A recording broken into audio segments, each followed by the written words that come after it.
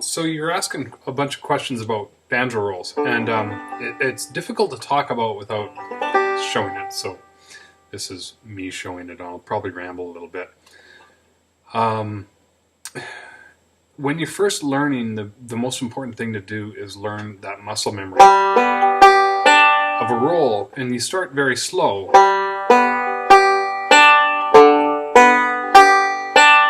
Each note is getting the same amount of volume and the same amount of time associated with it. And that's what the goal is. And it's very, very staccato. And it's difficult to understand how that will draw out a melody. But what ends up happening as you start to develop, and it's not really speed, though speed does help you kind of develop that, is that you'll start to emphasize certain notes.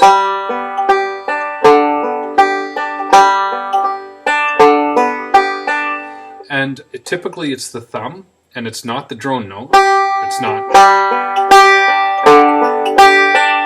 It's. And the other way that, well, I'll get into that later. So that's for, and then a forward backward roll.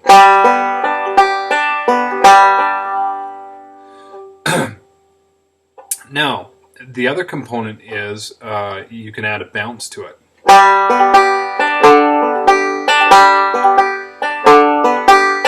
Which is like a horse walking. Happy trails.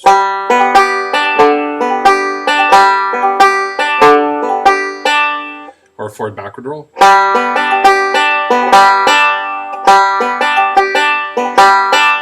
I'm still emphasizing with the thumb.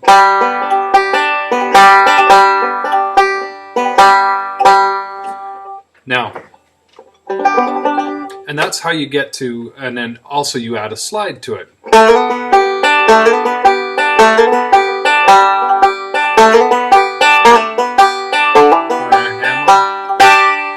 All of those help out will help bring out those melody notes. And it's not speed. It's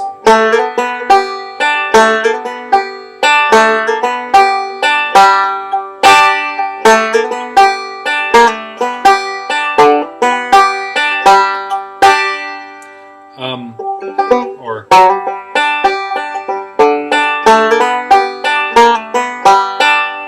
all of those are different ways to bring out the melody. Then the other component is that you asked is it a pattern? Like, when do you do a forward backward roll, or when do you do an alternating roll? First off, you're talking about that's the three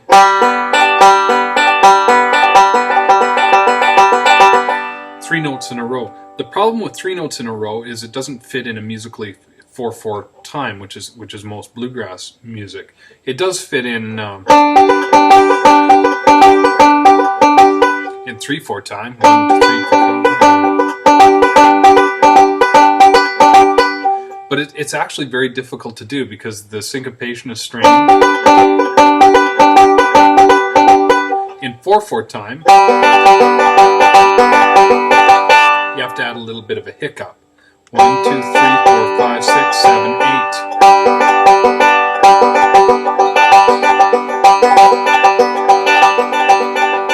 And it's why beginners, I tend to stray away. I tend to do the alternating thumb or the forward backward roll.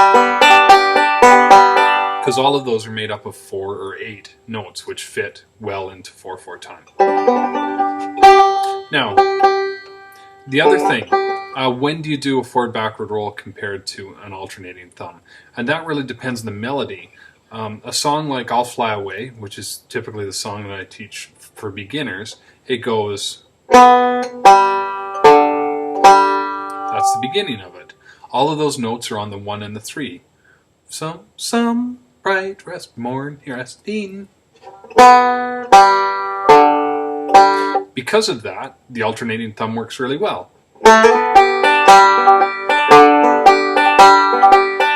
That's the first notes. Now the next part goes. So those are notes on bang, bang, bang, bang, bang, bang, bang. And the emphasis is on.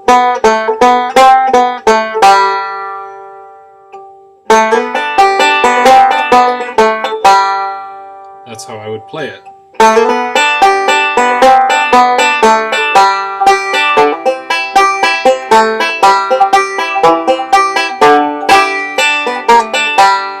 Now you see me alternating between the forward backward roll, so alternating thumb, forward backward roll, alternating thumb, forward backward roll, alternating thumb, pinch. Now the reason that I do that is just because I can pick out the melody that way. If I was to do it all alternating thumb, which I'll try.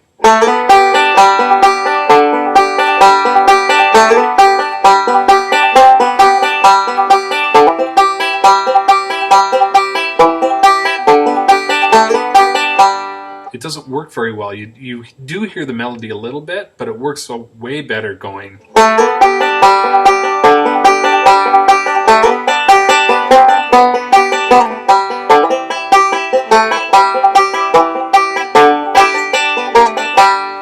So that's when you use an alternating thumb and when you use a forward backward roll. It really depends on the melody.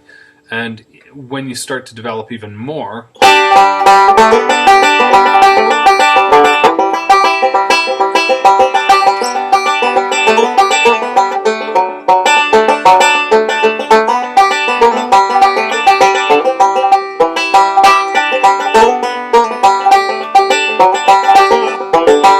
you start to actually break out of that pattern of alternating thumb and forward backward roll, and you start to just do.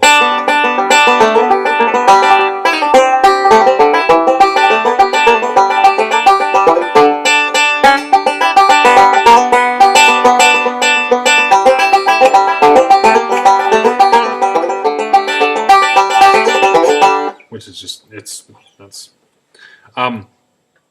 But before you can run, you have to walk. So that's why you develop that muscle memory there. And what you want to develop is to be able to transition back between an alternating thumb and a forward backward roll easily without any sort of hesitation, so it doesn't go.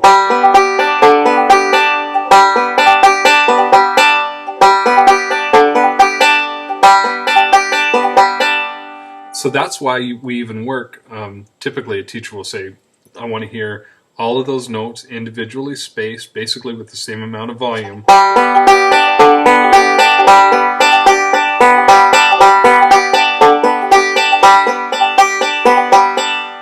And that's what you want to develop. Have that absolutely ingrained into your head before you start to go.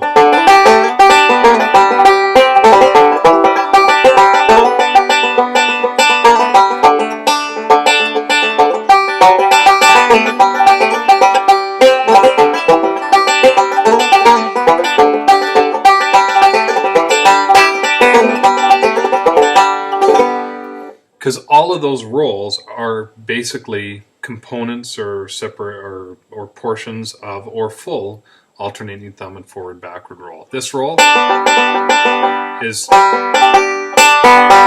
that portion of the roll. I have that ingrained into my muscle memory. So again, that's where you're going to be able to be. But first off,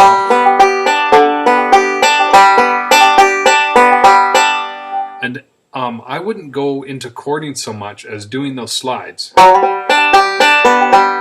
the slide 2-4, or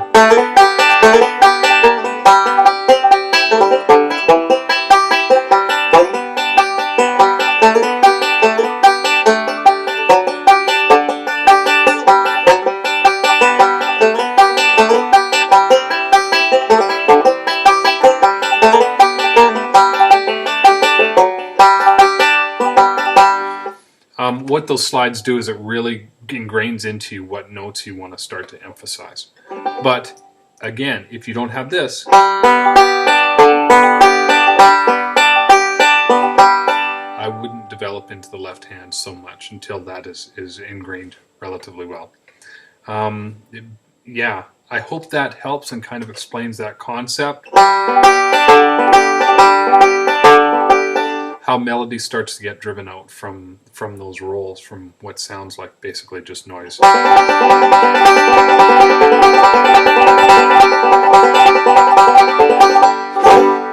Yeah, and if you have any questions, feel free to ask, and happy picking.